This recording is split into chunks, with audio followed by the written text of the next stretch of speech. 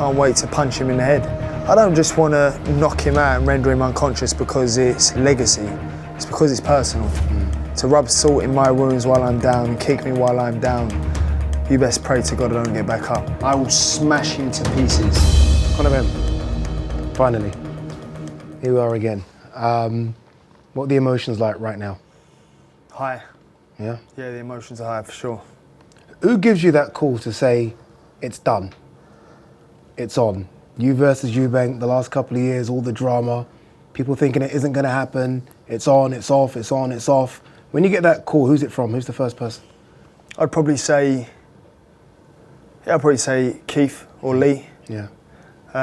Who give me that call and say, it's time to go. And that's when you completely dial in. One date, one objective, and that's to punch his head in. Was it all a negotiating tactic? Him saying he's going to fight Lara, you potentially saying you're going to fight Barrios. Did you guys know this was going to happen? No, or was there other options, legit not at other all. options? It was my team who heavily pushed the Eubank fight. I was under the impression that we were going to do Barrios. The reality is I don't mind fighting Barrios.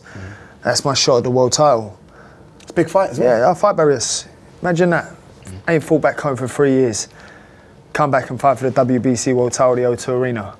That's a dream. When I first turned pro, for all the naysayers, the haters who said I can't do this, who said you can't achieve that.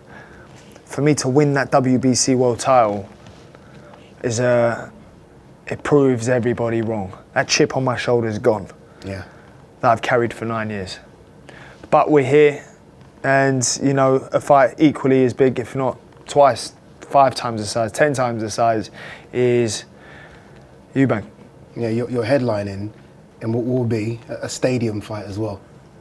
I mean, from where you started in those sort of small hall shows, York Hall, Bethnal Green, and you've been in stadium fights, but not the headline act now. I've never been in a stadium fight. Now you're the main attraction. Yeah, I mean, what can I say? What can I say? I mean, I give value for money. I love to fight. I love to entertain the supporters. And it's an absolute blessing to have the support of the British public behind me. And I'm going to go out there and do what I do best, and that's iron him out. Why has the anger for Chris grown so much over the last couple of years? It seems as though every time you guys run into each other, there's that electric, right, between you two, whether it be in Saudi Arabia, anywhere. Yeah, because he's an idiot. His name's brought up anything. Well, because he's an idiot. That's why. He's arrogant. He's an idiot. He thinks his shit don't stink. And I can't wait to punch him in the head. That's the reality. I think now it's just, I don't just want to knock him out and render him unconscious because it's legacy. It's because it's personal. So for me, to rub salt in my wounds while I'm down and kick me while I'm down, you best pray to God I don't get back up. And that's how I feel. So he's going to feel every ounce of pain. Can you weirdly appreciate him though as a dance partner? You know, because you could be fighting someone that doesn't talk, doesn't sell the fight, doesn't get under your skin. Is there a weird appreciation for him? There ain't no appreciation, he's an idiot. That's it there, he's just an idiot. That's what sells, you know, he's an idiot. And I've said it about 5 times in about 10 seconds, that's because I genuinely what I think of him. You know, so for me, I'll fight anybody. I don't have to always talk. I'll fight Barrios for the WBC World Title, no problem. People know what they're getting. Yeah. It's not a fluke. I am the product. My fighting style is the product. Did you ever think it wasn't going to happen? Yeah. It felt like there was a time when we might not see this. Life works in mysterious ways. You know, the fight's not on until I'm in the ring. Okay. You know, so for me, that's how I view things now. I think, you know, until I'm in that ring and I hear the ding ding, well, the fight's not happening. 160. 160, no problem. Yeah? No problem. 154, your last couple of fights have been lucky enough to beat the last one. 157. Yeah. 160, not an issue? I mean... You're giving away size? Yeah, listen, I'm jumping up 2 weight divisions.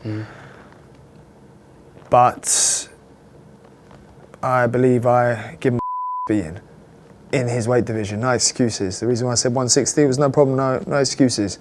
I'll come up 2 weight divisions, give you an arse beating, and come back down to 147 and win the world title. That's how my year plays out. I couldn't care less about him and how his year plays out. He's held out on world titles to fight a welterweight. you know. So I'm jumping up 2 weight divisions and chasing greatness too. Yeah, give him a real good beating, a real good, Yeah. Going there, 160, no problem. Just give me an 18-foot ring. Corner can't save you.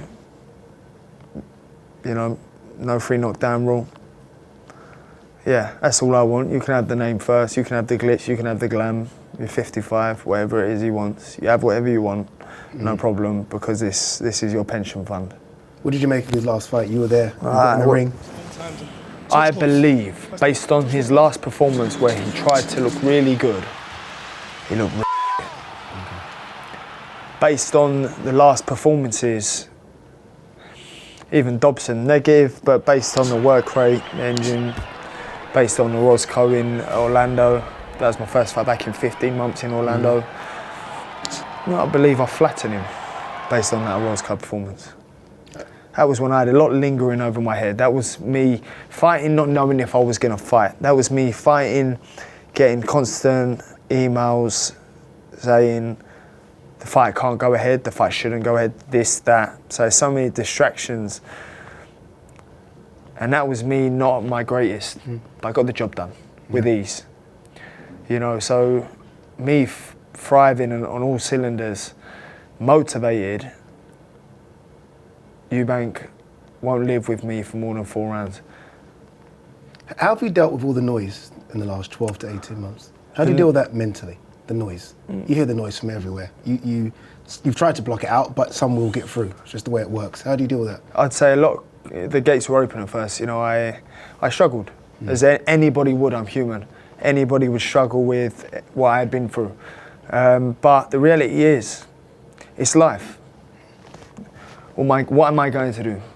Let it beat me down? What am I going to do? Cry? Trust me, I've had my fair share of tears, no doubt. But the reality is, what am I going to do? Just let this get to me. And I looked to my son, looked to my wife, looked to my baby girl, and you sit there and you go, is this who I am then? Yeah. Is this who your dad is? And that was why I kept fighting. Irrelevant of what people say, now it's like f you to everybody. That's how I feel. As in the doubters, the haters. Listen, say what you want. Say what you want about me. I've been called the worst thing in the past. Do you think I could give a rat's ass what you think now? You know, so that's how I'm sitting. The reality is I've been through the worst of it. And sorry if I'm swearing, I know my dad and mum won't like it. But the reality is I've been through hell and back. You know, and it has no choice but to make me stronger. I had no choice but to come through it. And you build resilience, you build strength. No matter what you go through in life, thinking there's no way out. This is never going to end. Just keep going. Whatever it is, go through the adversity, push through that barrier.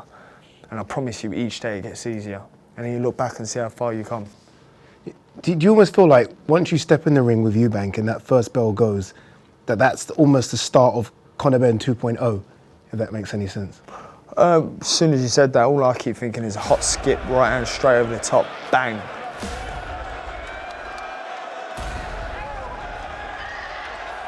I'm gonna look at him, hot skip, maybe a couple hot skips, bang in the middle of the ring, go crack straight on his chin, let him know what he's in for 12 rounds, providing it goes 12. I feel like this is one of, some might say it could be the biggest fight of 2025, and there's some big ones, you know, scheduled, some big ones thought of. You are in one of the biggest fights next year.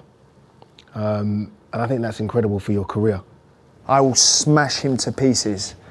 I will have him going back to corner thinking, what have I signed up for? They ain't paying me enough for this. And then he's going to sail off into the sunset and be like, I told you, Chris. I told you, mate. Final one, you've not fought for a while. Yeah, I mean... You're always in shape, but there must be a big concern. It isn't ideal, it isn't great.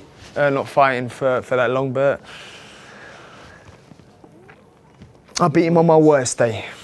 The reality is I stay ready. Just give me 6 weeks. When I say just give me 6 weeks for any of these wallies, my last 2 fights I've had about 6 weeks, maybe a bit less, because I didn't know if I was coming or going. There ain't no excuses. There ain't no excuses. If you think you're good to go, you're good to go. I'm ready to go. If you told me you're fighting Chris in 3 weeks, you know what? I'll be ready to go. No problem. Sign me up. And I believe I'll give him a good game. As I can expect. Conor, as we wrap, I want you to go down the camera And tell Mr. Eubank how this fight plays out. Chris, I'm so happy you signed. At one stage I thought you wasn't going to sign, and I smashed your head in within 4 rounds. One of them, and it's good night. Good luck. Pleasure. Cheers.